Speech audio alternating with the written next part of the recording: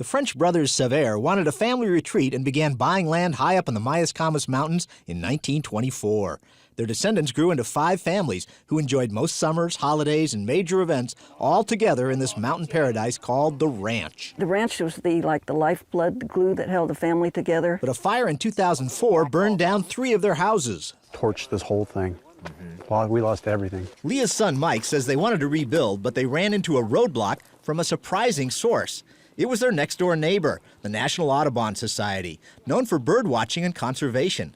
Well, it said no to the families upgrading roads that crossed its land so they could get construction crews to their ranch.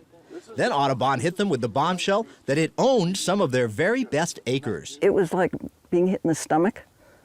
The wind knocked out of you. Audubon brought out survey maps to bolster their claim. Mike's brother Phil said that boundary would push their new houses. Approximately 300 yards up the hill, way up in that upper meadow up there. So you would have to build your houses up on top of that. Virtually impossible.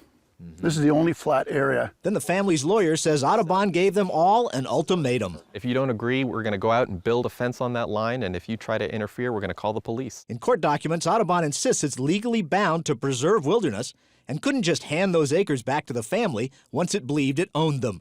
It also claims it bent over backwards to work out a deal. But Phil heard a much different side from the organization. This property has never, ever been yours. Get over it. Phil and his family accuse Audubon of simply coveting their land. It really bothers me that, they'd come out here and try to take something that's ours. The families decided to fight. That decision led to a years-long effort to prove the land was theirs. They filled a suitcase with evidence, spent hundreds of thousands of dollars, and sacrificed much more. Thousands and thousands of uncountless hours. Brothers Mike and Phil spent months battling the brush to find original surveyor's marks.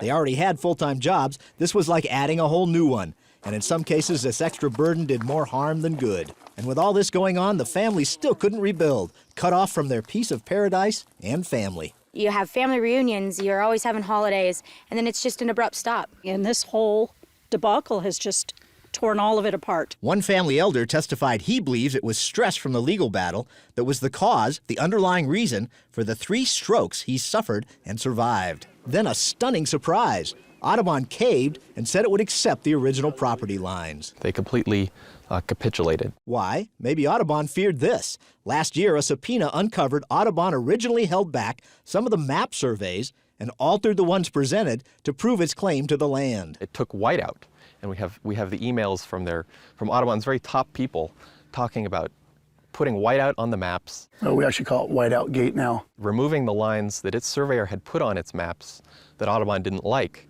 showing that the boundary really was in the right place all along. This screamed lies and cover-up to the families. 7 to 8 years of hard work, when they knew from day one that this was never their property.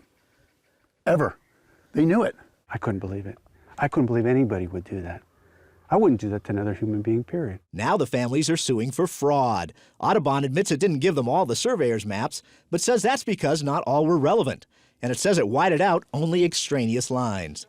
So the group calls this lawsuit frivolous, demanding the families pay its legal bills.